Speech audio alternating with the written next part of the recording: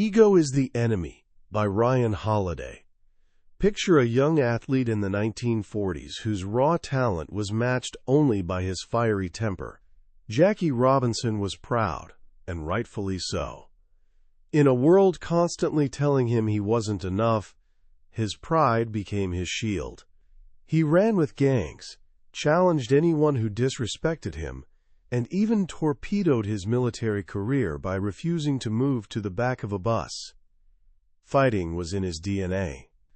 Now imagine him sitting across from Branch Rickey, the Brooklyn Dodgers manager who dreamed of doing the impossible, integrating Major League Baseball. After scouting dozens of players, Rickey saw something special in Jackie. But their meeting wasn't about contracts or statistics. Rickey looked this fierce young man dead in the eye and asked if he had the guts to do it. But here's the twist. The courage Rickey needed wasn't what you'd expect. He started role-playing scenarios, transforming into a racist hotel clerk, a hateful opponent, a screaming fan. He needed to know if Jackie could withstand the slurs, the cheap shots, the spikes aimed at his ankles, the fastballs aimed at his skull, all without retaliating. "I'm looking for a ball player," Rickey said, "with the guts not to fight back." Think about that for a moment. What does it take to swallow your pride, to restrain your deepest human instinct, for something bigger than yourself? It requires understanding a hidden enemy living inside each of us. That enemy is the focus of Ryan Holiday's remarkable book, Ego is the Enemy. This isn't just another self-help book collecting dust on a shelf. It's become a modern classic, finding its way into the hands of champions, leaders, artists, and anyone serious about reaching their potential. Born from ancient wisdom but written for today's battles, it addresses the wars we fight not on baseball diamonds but within our own minds. By our time together's end, you'll understand the single greatest obstacle standing between you and a meaningful, accomplished life. It's not your circumstances or other people. It's that voice whispering that you're special, superior, entitled. More importantly, you'll walk away with timeless strategies to manage that voice, becoming humble in your aspirations, gracious in your success, and resilient in your failures. This is the secret to building a life that doesn't just look good but feels good, a life of lasting purpose. Where does our journey begin? Right where all great journeys do, with aspiration. You have a dream, a goal. You want to leave your mark on the world. This is beautiful and powerful. But right here, at the very starting line, our enemy is already lacing up its shoes. The author reveals two types of people who rise to greatness. The first believes in themselves from the start, a blinding confidence that feels like destiny. The second is different. Their self-belief grows slowly, built piece by piece on actual achievement. Their own success constantly surprises them. This was William Tecumseh Sherman's path. Today we might not remember him like other generals, but Sherman was one of the Civil War's greatest strategic minds. He wasn't born a genius burning with confidence. His rise was methodical, deliberate. He learned the land by traversing it on horseback for years. When President Lincoln offered him high command at war's outbreak, Sherman made an unusual request. He'd accept the promotion only if Lincoln promised he wouldn't have to take superior command. Think about that. An ambitious person turning down power because he didn't feel ready yet. He understood his abilities honestly. He chose to be a student of reality rather than a slave to his ambition. This humility allowed him to support other generals, like Ulysses S. Grant, instead of competing with them. He waived his own rank to help Grant win one of the Union's first major victories. He chose the team's success over personal glory. His famous March to the Sea wasn't impulsive genius. It was built on years of quiet study of the very land he was now moving through. He was effective because he stayed grounded. This brings us to one of life's most important questions, posed by brilliant but little-known fighter pilot and strategist John Boyd. He'd take promising young officers aside and present them with a choice. One day, he'd say, you'll come to a fork in the road. Go one way, and you can be somebody. You'll make compromises, earn promotions, become a club member. Or, he'd pause. You can go the other way and do something. Something for your country, your cause, yourself. You might not get the good assignments, or be your superior's favorite, but you'll make a difference. To be, or to do. Ego always chooses to be. It wants the title, the recognition, the appearance of success. It's the person calling themselves an entrepreneur before building a business. It's the person who loves the idea of being a writer more than the actual painful work of writing. Doing, on the other hand, is about the work itself. It's quiet, focused. It's about what you're creating, not the credit you hope to receive. And this is where ego first trips us up. It makes us talk when we should be working. Writer Upton Sinclair once ran for California governor. Before the election, he published a book called I, Governor of California, and How I Ended Poverty. He wrote, in past tense, about all the wonderful things he'd accomplished in the office he hadn't yet won. The book became a bestseller. The campaign? A catastrophic failure. In his imagination, he'd already played the part. The fire to actually do the work had flickered out. We see this everywhere today. We post grand plans on social media, tell everyone what we're going to do. It feels good, feels like progress. But as the author points out, talking and doing fight for the same resources. Every bit of energy spent hyping yourself up is energy not spent on the work. Silence is a source of strength. Football great Bo Jackson had 2 college goals: win the Heisman Trophy and be the NFL Draft's first pick. Know who he told? Nobody. He put his head down and did the work. He let the work speak for itself. But how do you do the work if you don't know how? You become a student, a true, eternal student. This is one of ego's most powerful antidotes. Consider Kirk Hammett's story. In the early 80s, he gets the phone call every guitarist dreams of, an invitation to join a small underground band called Metallica. He's made it. He's a professional rock star. What's the first thing he does? He finds a guitar teacher. Despite being good enough to join a band that would sell over 100 million albums, Kirk knew he wasn't as good as he could be. He sought out Joe Satriani, known for being harsh and demanding. Satriani said what separated Kirk from other talented players was his willingness to be coached, to be told he was wrong, to drill fundamentals over and over. He had no room for ego. He was too busy learning.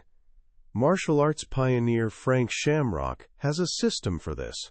He says every great fighter needs 3 things: someone better they can learn from, someone lesser they can teach, and someone equal they can challenge themselves against. This creates a constant, 360-degree feedback loop. It purges the ego telling you you're the best, the fear telling you you're not good enough, and the laziness telling you to just coast. You must always stay a student. Now, our culture tells us something different. It tells us to find our passion. Follow your passion is our time's mantra. But Ryan Holiday offers radical, crucial advice. Don't be passionate, be purposeful. What's the difference? Passion is hot, fast, emotional. It's unbridled enthusiasm making us leap before we look. Think of entrepreneurs so passionate about their world-changing idea that they never asked if anyone would actually buy it. Passion fueled Iraq's disastrous invasion. It sent Christopher McCandless into the wild, unprepared, to his death. Passion is often ego in disguise. It's about our feelings, our zeal. Purpose, on the other hand, is colder, calmer, more rational. It's not about what you feel, it's about what you were put here to do. It's about something bigger than yourself. Eleanor Roosevelt, one of history's most influential women, was a woman of deep purpose. When a visitor once complimented her passionate interest in a cause, she gently corrected them. She supported the cause, yes, but said, "I hardly think the word passionate applies to me." She was driven by reason, duty, and clear direction. Legendary basketball coach John Wooden was famous for his dispassionate approach. He wasn't about fiery speeches. He was about systems, fundamentals, and control. Passion, he believed, was a burden. Purpose is like passion with boundaries. It's the long-term steady fire keeping you going when initial excitement wears off. Passion is for amateurs. Purpose is for professionals. So you're purposeful, a student, quiet and focused on the work. How do you navigate the world of people, especially those more powerful than you? You follow what the author calls the canvas strategy. In ancient Rome, a young artist or writer would often attach themselves to a wealthy patron. One role was being an anti-ambulo, literally, one who clears the path. They'd walk ahead of their patron, making way for them, making their life easier. Sounds demeaning, doesn't it? The angry, unappreciated genius forced to serve lesser people. That's how ego sees it. But what if you reframed it? What if, instead of seeing it as kissing up, you saw it as finding canvases for other people to paint on? Your job when starting out is making other people look good, not because you're a sycophant, but because it's the most effective way to learn and create your own path. You're not as good or important as you think. You have an attitude needing adjustment. Most of what you learned in school is wrong or outdated. The quickest way to fix these things: attach yourself to someone successful and subsume your ego into their mission. Clear the path for them, and you'll learn how the path is cleared. Bill Belichick, the legendary Patriots coach, got his start mastering the one job other coaches hated: analyzing film. He volunteered for free. He'd disappear into a room and emerge with brilliant insights, letting senior coaches take all the credit. He was playing the long game, learning, making himself indispensable. The person who clears the path, the author reminds us, ultimately controls its direction.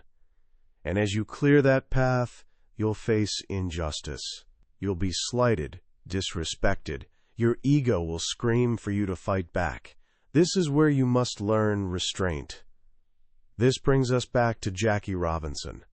For his first few years, he endured abuse almost impossible for us to comprehend today. Players tried injuring him. Fans screamed vile things. His own teammates petitioned to have him thrown off. Through it all, he held his tongue. He absorbed the hate, the injustice, the unfairness, because he'd made a promise to Branch Rickey, and because he understood the mission was bigger than his own feelings. He shouldn't have had to do it, but he did, and in doing so, he changed the world. Our own struggles will pale in comparison, but the principle remains. When you're just starting out, you'll have to put up with a certain amount of nonsense. Your ego will tell you you're better than this, that you deserve more. And maybe you do.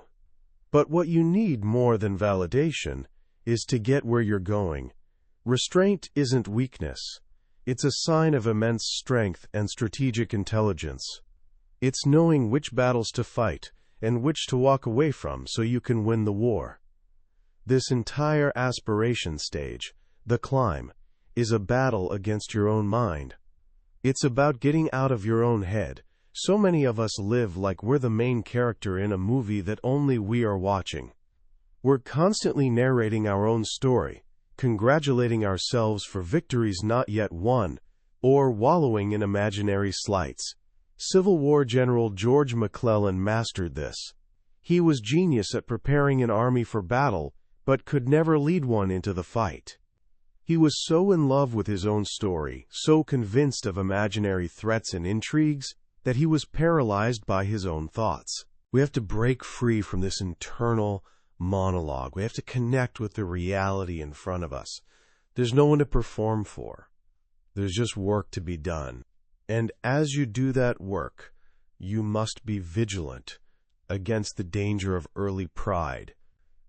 When young Benjamin Franklin, puffed up with a bit of early success, was walking with respected Minister Cotton Mather, he was so busy posturing that he didn't hear Mather's warning. "Stoop! Stoop!" Mather cried out, but too late. Franklin walked straight into a low-hanging beam. Mather's advice was perfect. "Stoop, young man. Stoop as you go through this world, and you'll miss many hard thumps."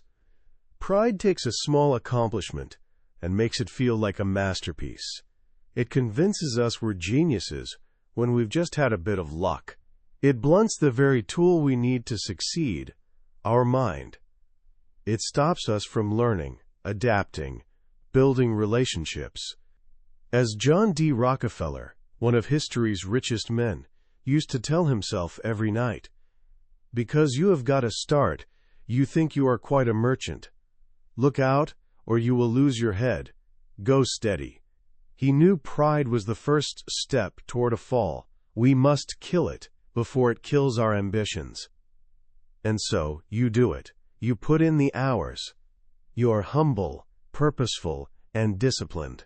And it works. You achieve success. You reach the summit. This is where the air gets thin.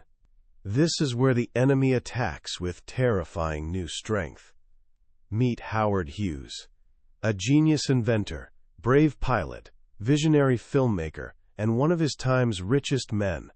He inherited a $1 million tool company as a teenager and, with incredible foresight, bought out his relatives to gain full control.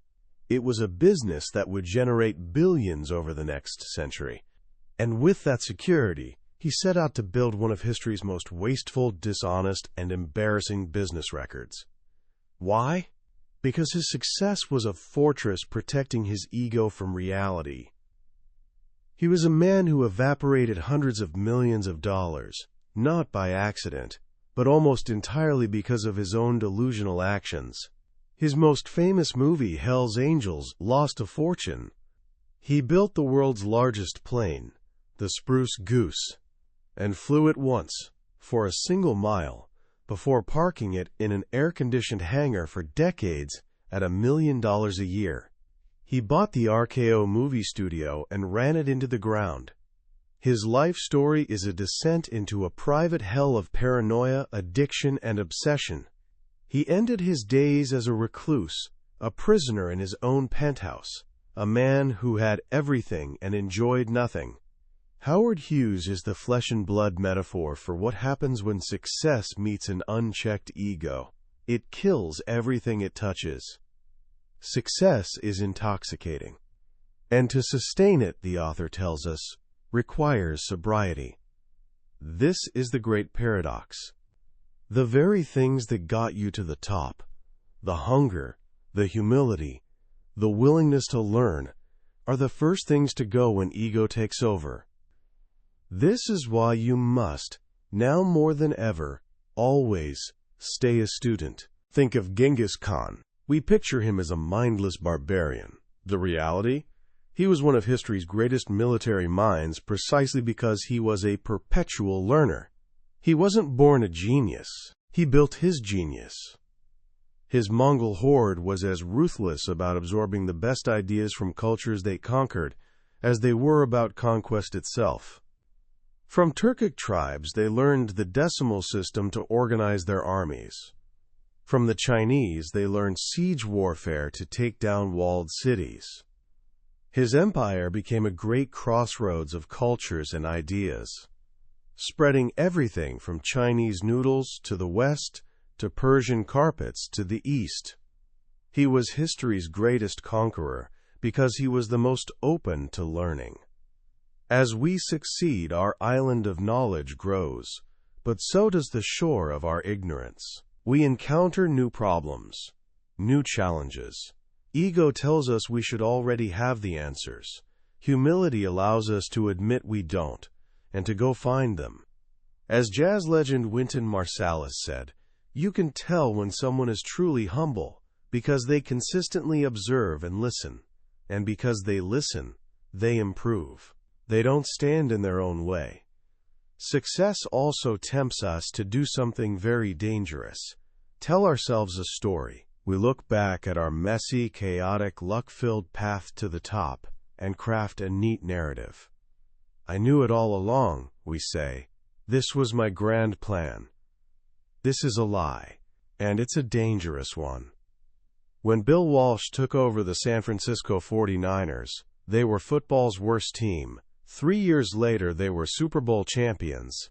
The fastest turnaround in NFL history. Was it his grand plan? When people asked him, his answer was always no. To have such a plan would have been delusional. Instead of a grand vision, Walsh implemented what he called his standard of performance. It was about 1,000 tiny details. Players couldn't sit down on the practice field. Coaches had to wear ties. The locker room had to be spotless. Passing routes were graded down to the inch. He believed that if you took care of the details, the score would take care of itself. The winning would happen, but he was humble enough to know he couldn't predict when. When we start believing our own hype, our own story, we stop focusing on the small things that made us successful in the first place. The 49ers proved this. After their first Super Bowl, they got cocky. They believed their own press clippings. They promptly had 2 losing seasons. Only when they returned to the standard of performance's discipline did they become a dynasty. There's no grand narrative. There's only the work. Keep your identity small. Make it about the principles, not the glorious vision. Napoleon had "to destiny" engraved on his wedding ring. He believed he was a man of destiny. And that belief is what drove him to overreach again and again until his real destiny was exile and defeat. A great destiny, as philosopher Seneca said, is a great slavery. As you navigate success, you'll find yourself surrounded by other successful people. And this is where ego plays another trick. It makes you want what they have. You start losing sight of your own priorities. After the Civil War, both Grant and Sherman were national heroes. They could have anything they wanted. Sherman, as we know, abhorred politics and lived a quiet, contented life. Grant, however, couldn't help himself. He'd won the war. Now he wanted to be president. He presided over a corrupt and ineffective administration.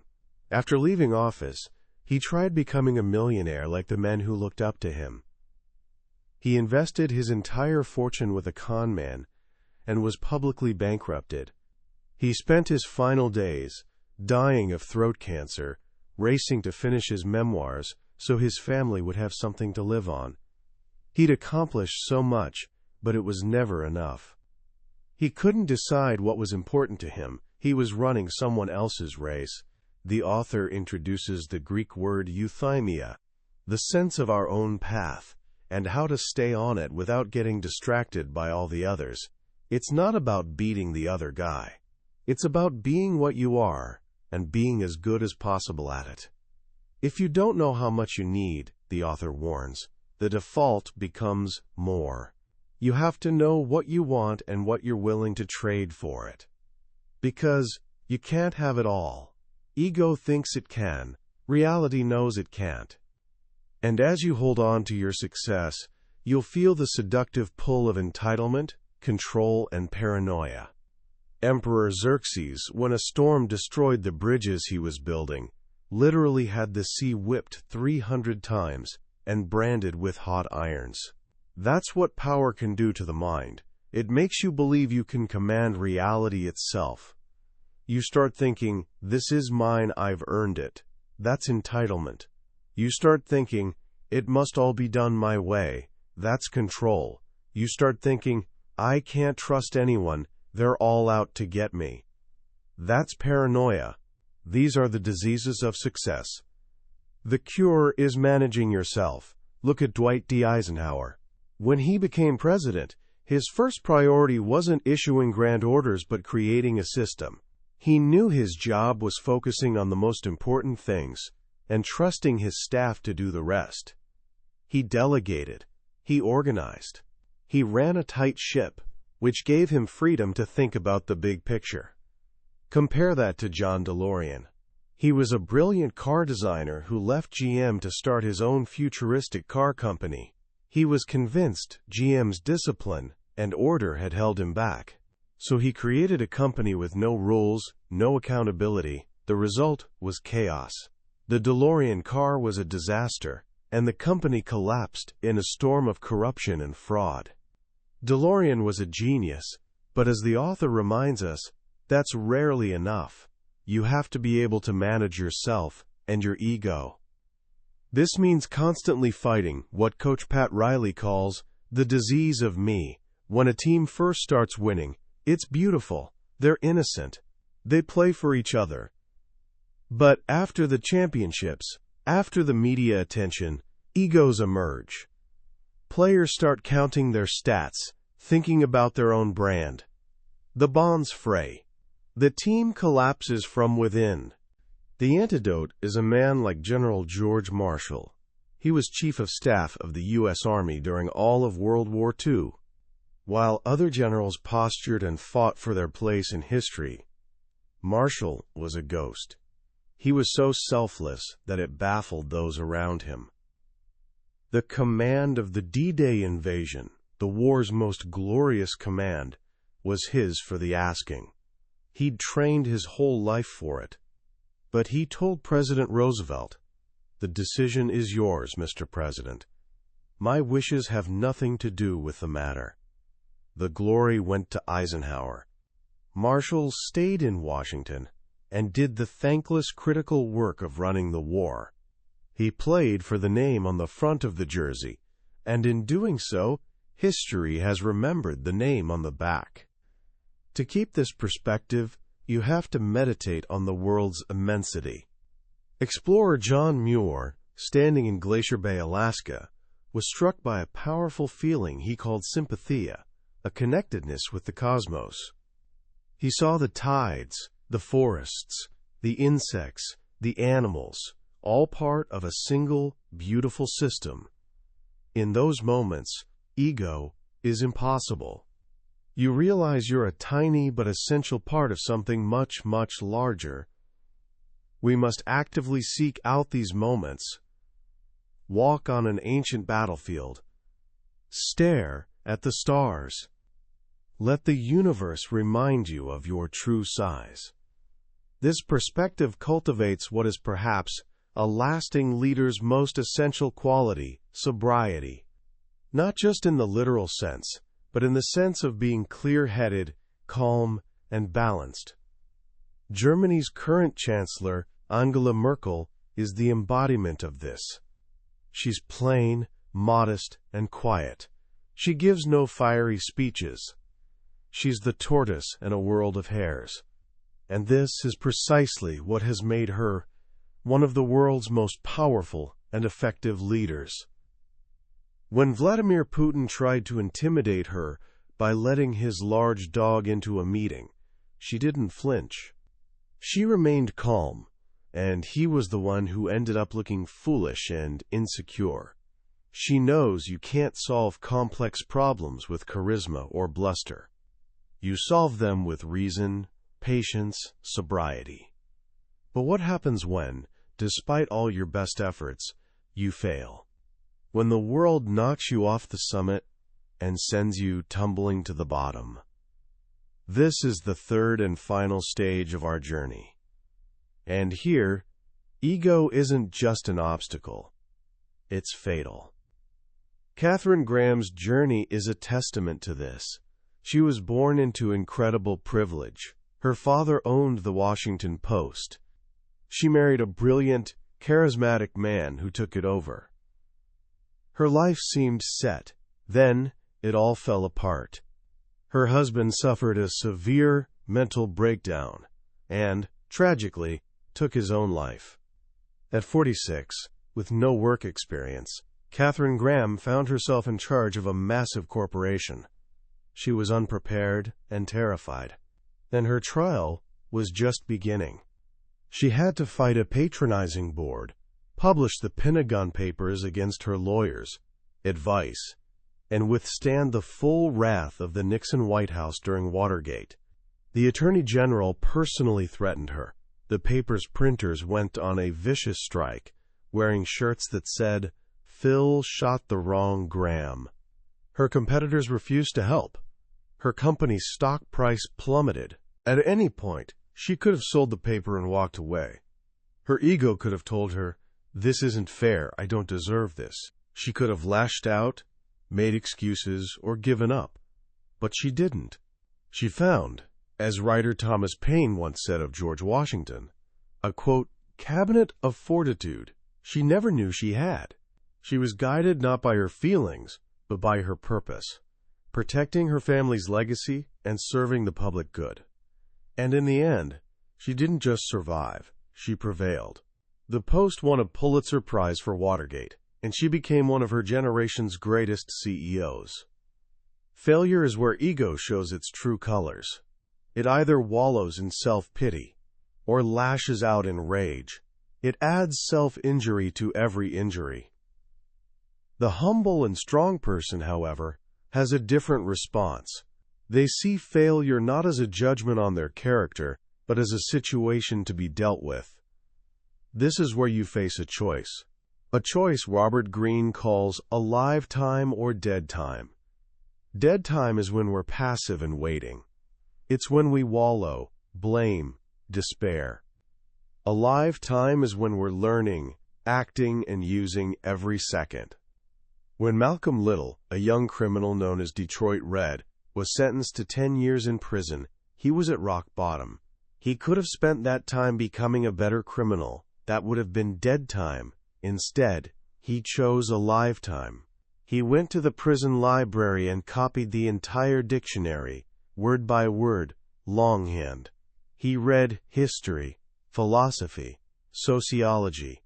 Prison became his college. He said he'd never been so truly free in his life.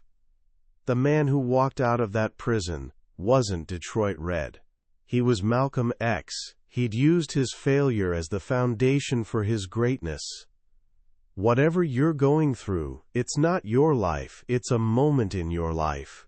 Will you use it as a live time or dead time?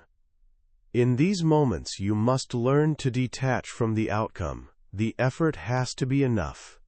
Belisarius was one of Roman history's greatest generals. He saved Western civilization multiple times. His thanks? The paranoid emperor he served repeatedly stripped him of his command, his wealth, and, according to legend, even had him blinded and forced to beg on the streets. He was subjected to the most profound injustice. Yet we have no record of him ever complaining. In his eyes, he was doing his job. He did it well. He did what was right. That was enough. We have so little control over the rewards for our work. People may not appreciate you. The market may not reward you. You may get unlucky. If you tie your happiness to these external things, you're setting yourself up for a life of misery. But if you can find satisfaction in the effort itself, in knowing you did your best, then you're invincible. The author points to the tragic story of John Kennedy Toole, whose masterpiece, A Confederacy of Dunces, was rejected by every publisher. The rejection so broke his heart that he took his own life. Years later, his mother got the book published, and it won the Pulitzer Prize. The book was the same. It was a masterpiece when he died, just as it was when it won the award. If only he could have seen that. The world's opinion is not the final verdict. Your own standard is. Sometimes, life doesn't just hand you a failure. It delivers a Fight Club moment. A moment where your entire world is demolished. a boss's brutal critique, the end of a relationship, the news that knocks the wind out of you. These moments are hell. But there are also moments of absolute clarity. The nonsense is stripped away. You're forced to look at the truth. The bigger the ego, the harder the fall. But it's in these broken places, as Hemingway wrote, that many of us become strong. The world can show you the truth, but it cannot force you to accept it. That choice is yours. And in that choice, you must know when to draw the line. When you find yourself in a hole, the first rule is to stop digging. John DeLorean couldn't do that. When his company failed, he didn't accept it. His ego couldn't handle it. He kept digging, all the way to a multi-million-dollar cocaine deal that ended in his arrest. He turned a business failure into a life catastrophe. Contrast that with Steve Jobs. When he was fired from Apple, a firing his own ego had caused, he was devastated. He sold all his stock and swore he'd never think of the place again. But then he did something else. He started a new company. And another. He learned from his mistakes. He had the courage to make a full stop, regroup, and start a new chapter. He didn't let one failure define his entire life. The only real failure is abandoning your principles. To navigate this, you must maintain your own scorecard. Society's scoreboard is fickle. It rewards luck, it rewards charlatans. Your inner scorecard is different. It measures you against your own potential. It asks, did I do my best? Did I adhere to my standards? The New England Patriots drafted Tom Brady in the 6th round. It was perhaps history's greatest draft pick. But the front office was disappointed in themselves. Their scouting had been so wrong that this incredible talent almost slipped through their fingers. They saw it as a process failure. They held themselves to a higher standard than just winning. Because of that, they kept getting better. And finally, through all of this, through aspiration, success, and failure, there's one final, transcendent piece of wisdom. Always love. Media magnate William Randolph Hearst was one of the world's richest and most powerful men. When a young filmmaker named Orson Welles made a movie, Citizen Kane, that Hearst felt was about him, he launched an all-consuming campaign to destroy it. He spent a fortune, called in every favor, and used every dirty trick to crush this one little film. Why? Because his ego was slighted. And what was the result? His crusade is what cemented Citizen Kane's place in history, and forever defined his own legacy as that of a petty, vindictive bully. Hate, the author tells us, accomplishes the opposite of what we hope. It's a cancer. It eats away at our vital center. It's a burden. Frederick Douglass, when asked to move to the baggage car of a train because of his race, was approached by a white supporter who apologized for how he'd been degraded. Douglass's response was profound. "They cannot degrade Frederick Douglass," he said. "The soul that is within me no man can degrade. I am not the one that is being degraded on account of this treatment, but those who are inflicting it upon me." He didn't hate his enemies. He felt a sort of pity for them. This is the ultimate victory over the ego. To choose love, or at least forgiveness, over hate. To let go, because everyone else moves on. It's only our own ego that keeps us trapped in the past, replaying old wounds, a prisoner of our own bitterness. And so the cycle continues. Aspiration leads to success. Success creates new challenges, and inevitably we'll face failure. And failure, if we handle it right, leads to new aspirations. In every phase, ego is there, whispering in our ear. The battle is never over. It's like sweeping the floor. Just because you've done it once doesn't mean it's clean forever. Every day, the dust comes back. Every day, we must sweep.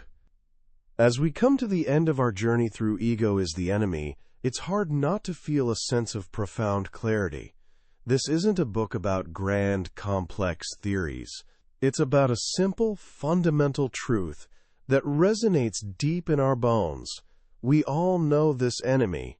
We've all heard its voice. It's what Martin Luther King Jr. called the civil war going on within all of our lives. The battle between our better selves and our baser instincts.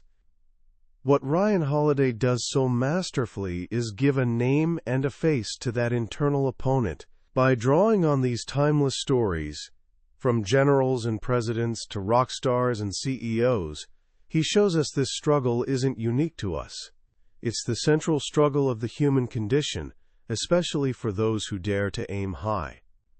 The message isn't to crush your ambition. It's to fuel it with something more powerful and sustainable than ego. It's about finding strength in humility, confidence in discipline, and wisdom in failure. In a world that screams for attention, that celebrates swagger and self-promotion, the path outlined in this book is a quiet rebellion. It's the path of substance over style, of character over credit.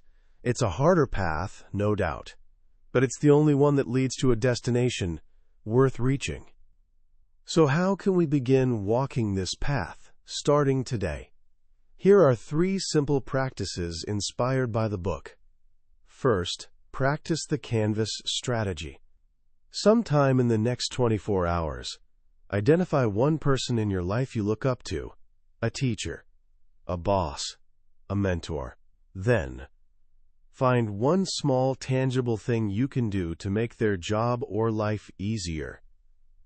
Don't ask for permission. Don't announce it. Just do it, and expect nothing in return. Clear a small piece of the path for them. Feel what it's like to contribute without needing credit.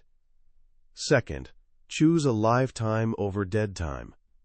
The next time you find yourself stuck and waiting, in a long line, in traffic, waiting for a response to an important email, notice the impulse to get frustrated or pull out your phone for a mindless scroll. That's ego demanding instant gratification. Instead, make a different choice. Pull out a book you've been meaning to read. Jot down some ideas in a notebook. Use that wasted moment to learn, to think, to grow. That's a lifetime. And third, start your own inner scorecard. At the end of today, before you go to sleep, take 2 minutes. Don't just list what you accomplished. Ask yourself 2 questions. Did I live up to my own standards of effort today? And did I act with integrity and kindness? This isn't about judging yourself harshly. It's about shifting your definition of success from what the world gives you to what you give to the world. This book is a mirror. It forces us to look at ourselves honestly, perhaps for the first time. It asks us to confront the parts of ourselves we'd rather ignore. The journey it outlines isn't one of a single victory, but of a lifetime of practice. It's about the daily sweeping of the floor, the constant vigilance against an enemy that's clever, persistent, and deeply personal. But it's a battle worth fighting, because on the other side of that struggle lies the person you were meant to become. That was a look inside Ego is the Enemy by Ryan Holiday. We've explored the core ideas today, but I'll be honest with you, a summary can only take you so far. The real transformation happens when you let the book work on you directly. It's in the quiet moments of reading, when a particular story or a simple phrase connects with something deep inside you. This conversation is designed to help you decide if this book deserves your time. If anything we've discussed today has sparked something in you, I encourage you to grab a copy. Reading it isn't just about gaining knowledge. It's an experience that can genuinely change how you navigate your ambitions and your life. The link to the book is in the description. Also, if you found this journey valuable, please take a moment to click that like button and subscribe to the channel. That way, you won't miss our next deep dive into another life-changing book from the Billionaire's Bookshelf. Let's continue to learn and grow together.